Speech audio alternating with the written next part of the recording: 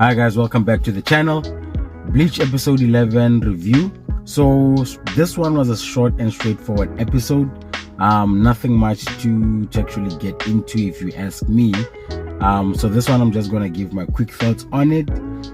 We pick off from the last episode where we see Ichigo get banned from the Soul Society, right? And the consensus between Renji and the Zanpakuto god is that, Ichigo is not able to form a connection between, the Azaoshi, right? We're given an explanation that each Soul Reaper, again, takes an Azaoshi and customizes it through their bond, their experiences, to become their own personalized Zanpakuto. We even get to see an explanation of Kenpachi, as a kid, that he even picked up an Azaoshi from a dead Soul Reaper and he was able to customize it to his own Zanpakuto. I mean, think about Kenpachi. Kenpachi is probably the lowest bar when it comes to forging a bond, because this guy doesn't even know his, the name of his Zanpakuto until obviously recently with his training with Unohana. So we go back to the world of the living. Ichigo has been banished. He takes a quick shower and then his dad obviously shows up, and then we then get to see a backstory of how Ichigo and his mother met, as well as a backstory of his father, right? His time as a captain briefly, him leading squad 10, and then obviously how, where Ichigo's mother was in life, as well as, the overall backstory together. So the first thing to comment on is how, these monarchs, right, like to preserve their bloodlines. We get a reveal that essentially Ichigo's mother's bloodline, it's of some royal descent, as well as Uryu's bloodline. It's also some form of royal bloodline. So the aim was to get them together and to get them married to sort of preserve that royal bloodline.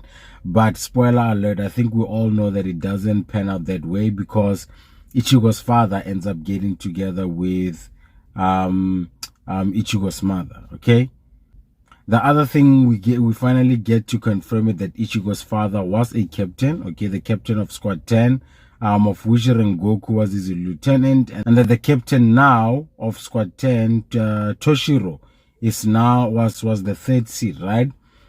Just to speak also to Toshiro's powers, dude. I mean, this dude is a straight up prodigy. He was a third seed, progressing in his Bankai. Even his captain definitely knew that he would be the one that takes over as the captain of the squad. So quite impressive about that. The one thing that I will say is that Ishin, again, just like Shunsui, they are a bit shy from responsibility. They don't like to take responsibility head on. And also Ishin, man, his display of power, even in the fights in this episode, right? I don't think they spoke to justice. I think Ishin, with him, his power is always inferred, right? His power is always inferred, but it's never really shown, right? His Bankai, his ability as a captain. So you do get that sense that this guy is powerful, but you don't explicitly see it, right? I hope we get to see something like that in the future. I hope we get to see him maybe train Ichigo, right?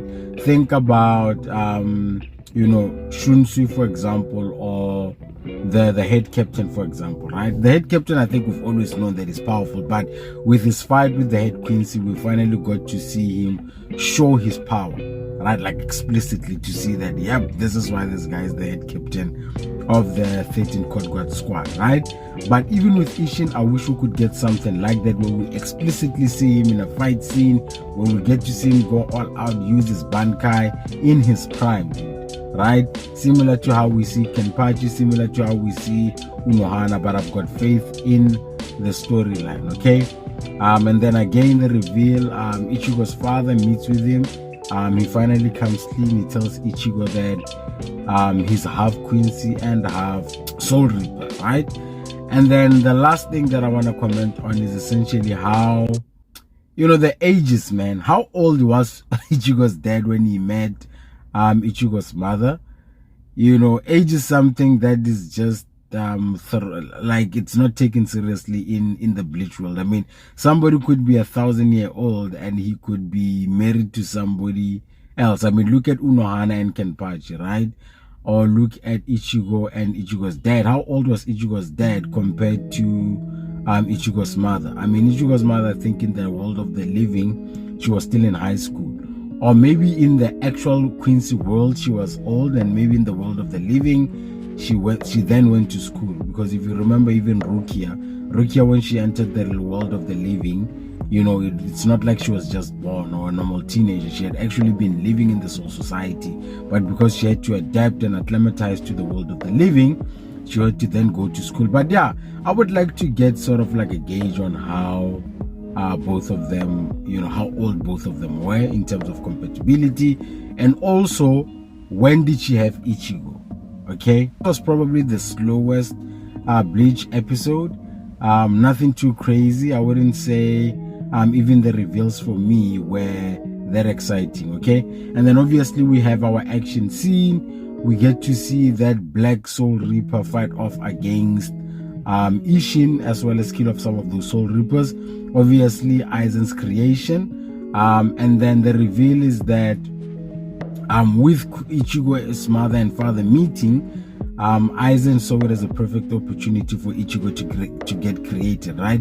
If you remember the reveal from the previous arc, Aizen was essentially saying that Ichigo is the key, sort of a key to him creating the Oken, you know, one of the puzzles to creating the Oken. So that is why he was saying that sometimes a deviation from the plan, it's a better outcome than the actual plan itself, right?